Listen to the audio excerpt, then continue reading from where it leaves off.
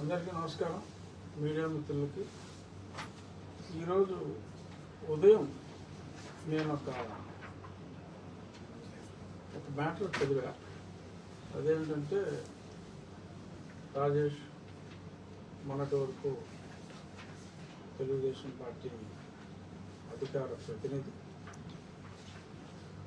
నాకు చక్కటి పరిచయం ఉన్న వ్యక్తి. ఆ మధ్యన కొన్ని ఇష్యూస్ జరుగుతున్నప్పుడు ఒకసారి మాట్లాడాలి అని అంటే వెల్కమ్ చేశాను. తర్వాత మరి ఆయన చాలా బిజీగా ఉన్నందువల్ల ఎందువల్ల కలవలేదు. కానీ సడన్గా నిన్న ఈరోజు ఉదయం ఒక మ్యాటర్ చదివా వాకింగ్కి వెళ్ళే ముందు. సరే ఏముంది, వేరే నీల్ కుమార్ లాగా మాట్లాడారు అని తీసి పడేయటం, అలా తీసి పడేయవలసిన వ్యక్తి కాదు. కనుక నాకు బాగా పరిచయం ఉన్న వ్యక్తి, అలాగే మరి సమాజంలో కూడా మరి కాస్త గౌరవం ఉన్న వ్యక్తి అని నా అభిప్రాయం. సో ఆ అభిప్రాయంతో మరి సమాధానం దాంట్లో నిజం ఉంది అని కూడా చాలామంది అనుకునే అవకాశం ఉంది. కొంతమంది అతనితో ఎవరైనా చెప్పించారా అని కూడా అనుకునే అవకాశం ఉంది. ఎస్, నేను కూడా అలా అనుకునే అవకాశం లేదు అని త్రోసిపుచ్చలేం. ఒకసారి మరి కొన్ని ప్రశ్నలు, సుమారు 11 ప్రశ్నలు ఆయన అడిగారు రాజేష్ గారు. సో ఆ 11 ప్రశ్నలకి సమాధానం చెప్పటం నా బాధ్యతగా భావించి, అంటే ప్రతి కోన్కేస్గా గొట్టంగాడు అడిగిన వాటికి నేను చెప్పను. కానీ ఒక బాధ్యత గల అధికార ప్రతినిధిగా మొన్నటి వరకు బాధ్యతలు నిర్వహించిన వ్యక్తి, అది రేపు మాకు ఇలాంటి ప్రశ్నలు వేస్తే మరిన్ని గొప్ప బాధ్యతలు కూడా అతనికి ఇచ్చే అవకాశం కూడా ఉండొచ్చు. సో కాబట్టి సమాధానం చెప్పవలసిన బాధ్యత నా మీద ఉందని నేను భావించవలసిన అవసరం లేనప్పటికీ భావిస్తూ ముందు అతను ఏం అడిగాడో దానికి నా సమాధానాలు కూడా చెప్తా. స్టార్టింగ్, సింపులార్ గారు గతంలో వైసీపీ ఎంపీ, ఆయన్ని నియోజకవర్గానికే కాదు రాష్ట్రంలో అడుగు పెట్టనివ్వలేదు జగన్. Yes, correct. అంతేకాదు వైసీపీ వాళ్ళు ఆయన్ని వేలాడదీసి కొట్టి చంపాలని చూశారు, నీచంగా తిట్టారు. ఇది ఎస్, వేలాడదీయలేదు, బట్ పడుకోబెట్టి కాలు కట్టి చేతులు పట్టుకొని కొట్టారు, నీచంగా తిట్టారు, కరెక్టే. అయితే ఇప్పుడు ట్రిపుల్ గారు టీడీపీ ఎమ్మెల్యేగా గెలిచారు, ఇది నిజమే రాశారు. డిప్యూటీ స్పీకర్ అయ్యారు, ఎస్, ఇది నిజమే. ఇక్కడి నుంచి మొదలైనండి. ఇప్పటి వరకు ట్రిపుల్ గారు జగన్ గారిని ఒక్క మాట అనలేదు, ఎందుకని? అర్థమైందా బాబు? విన్నారా?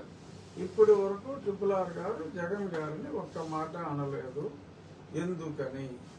సో ఇక్కడ మనం చర్చించవలసింది, ఇప్పుడు జగన్ గారు ఎవరు?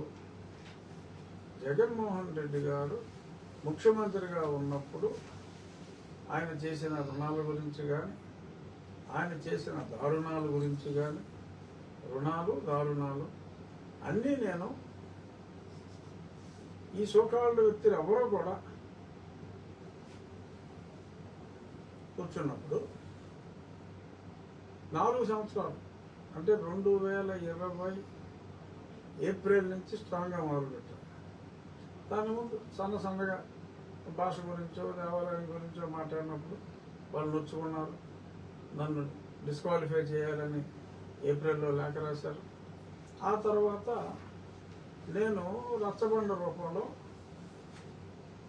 తనను ఓడించే వరకు మాట్లాడుతూనే ఉన్నాను. 2 సంవత్సరాలు నేను ఒక్కనే మాట్లాడాను. 2 సంవత్సరాల తర్వాత ఇంకొద్ది మంది మాట్లాడారు. కానీ ఓడించే వరకు నేను మాట్లాడుతూనే ఉన్నా. నా ఆశయం నెరవేరింది. జగన్మోహన్ రెడ్డి గారు ఓడిపోయాడు. నేను మాట్లాడినందుకు ఓడిపోయాడని అంటున్నా. ఆయన తప్పులు చేశాడు. తప్పుల్ని ఎవరొకరు చెప్తేనే 10 మందికి తెలుస్తుంది కాబట్టి అది 10 మందికి తెలియజెప్పడం ప్రారంభించిన వ్యక్తిగా నేను మాట్లాడాను. అయిపోయింది. ఎలక్షన్ అయిపోయింది. జగన్మోహన్ రెడ్డి గారు దారుణంగా ఓడిపోయారు. చంద్రబాబు నాయుడు గారు ముఖ్యమంత్రి అయిపోయారు.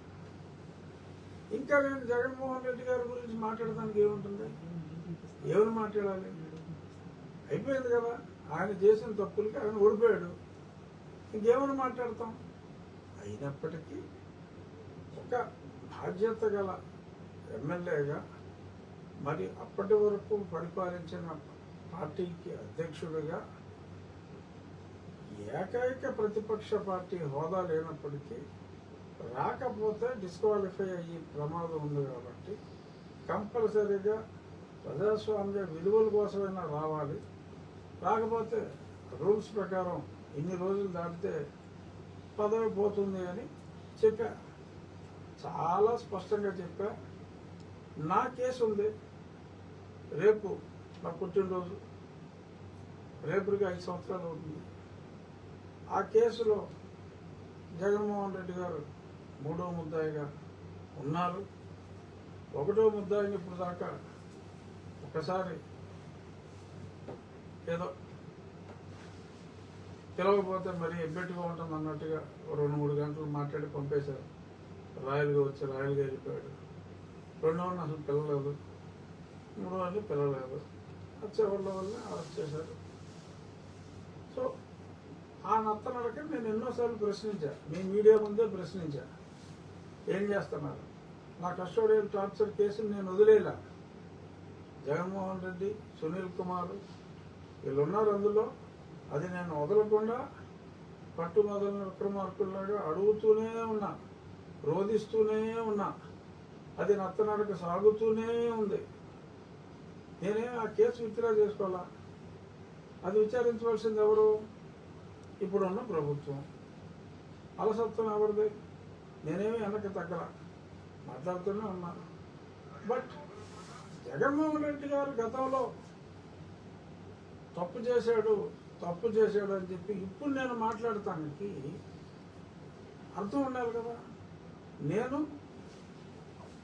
ఉప సభాపతి స్థానంలో ఉన్నా. Jaganmohan Reddy is my MLA. ఎందుకంటే నేను ఈ పదవిలో ఉన్నప్పుడు సభ జరుగుతున్నంతసేపు ఎట్టి పరిస్థితుల్లోనూ నాకు పార్టీకి సంబంధం ఉండదు. తర్వాత కూడా డైరెక్ట్గా ప్రత్యక్షంగా పార్టీ రాజకీయాల్లో పాల్గొకూడదు. డైరెక్ట్గా నేను పార్టీ రాజకీయాల్లో మహానాడులు ఇటువంటి వాటికి అవసరం లేదు. నేనేమి రాష్ట్ర పార్టీ అధికార ప్రతినిధి అసలు పార్టీలో ఎటువంటి పదవి నాకు ఉండటానికి వీలు లేదు. ఇచ్చే ఇచ్చేవాళ్ళ లేదు, అది వేరే విషయం. అసలు నేను ఉండటానికే వీలు లేదు. ఎందుకంటే రాజ్యాంగబద్ధ పదవిలో నన్ను చంద్రబాబు నాయుడు గారు ఉంచారు. ఆ గౌరవం నాకు ఇచ్చారు. నేను కోరుకునేది గౌరవం కాబట్టి రోగికి కావాల్సిందే డాక్టర్ ఇచ్చాడు. హ్యాపీగా ఉన్నాం. బట్ ఇక్కడ నేను ఒక స్థాయిని దాటి రాజకీయాలు మాట్లాడటానికి లేదు. నేను ఎప్పుడు మాట్లాడినా రాజ్యాంగం గురించి మాట్లాడుతున్నా, చట్టం గురించి మాట్లాడుతున్నా. రాజ్యాంగం గురించి మాట్లాడే బాధ్యత నాది. ఎందుకంటే రాజ్యాంగబద్ధ పదవిలో ఉన్న వైలేషన్ జరిగినప్పుడు మాట్లాడాలి. నేను రిప్రజెంట్ చేసేది చట్టసభ. శాసనసభ అంటే చట్టాలు చేసే సభ. చట్టసభలో చట్టాలు చేసే సభలో నేను వైస్ ప్రిన్సిపాల్గా ఉన్నాను కాబట్టి, అంటే ప్రిన్సిపాల్ అంటే కంపారిజన్ చెప్తున్నా. ప్రిన్సిపాల్ గారు మా స్పీకర్ గారు అంటే ఈజ్ మై బాస్. నాకు స్పీకరే బాసు. నాకు వేరే బాసులు ఉండరు ఈ పదవిలో ఉన్నంతకాలం. సో నేను ఉన్నప్పుడు ఒక ప్రిన్సిపాల్ ఆర్ ఒక క్లాస్ టీచరు విద్యార్థులందరినీ ఎలా సమానంగా చూడవలసిన బాధ్యత ఉందో నాకు జగన్మోహన్ రెడ్డి గారు కూడా ఒక ఎమ్మెల్యే. నేను అందరు ఎమ్మెల్యేలని గౌరవించినట్టు గౌరవించవలసిన బాధ్యత ఉంది. రాజకీయాల్లో నేను యాక్టివ్గా మాట్లాడకూడదు కాబట్టి జగన్మోహన్ రెడ్డి గారిని ఎందుకు తిడతలేదు అని అంటే, ఇప్పుడు తిట్టవలసిన అవసరం లేదు. జగన్మోహన్ రెడ్డి ప్రభుత్వంలో లేడు, తిట్టవలసిన అవసరం లేదు. నేనేదైతే వ్యక్తిగతంగా నా కేసు పర్సూ చేస్తున్నానో ఆ కేసు విషయంలో మాట్లాడుతున్నాను. నా గురించి సాక్షిలో ఏదన్నా తప్పుడుగా రాసినప్పుడు సాక్షి పేపర్ని తిడుతున్నాను. సాక్షి యజమానిగా జగన్మోహన్ రెడ్డి పేరు కూడా నేను ప్రస్తావిస్తున్నాను. సో నేనేం చేయాలి అనేది నాకు తెలుసు. సో మహాసేన రాజేష్ గారు జగన్మోహన్ రెడ్డి గారిని తిడతలేదు అంటే తిట్టవలసిన అవసరం నాకు లేదు. తిట్టమంటే తిట్టను, తిట్టొద్దంటే వ్యక్తిగతంగా నాకేదన్నా చేసినప్పుడు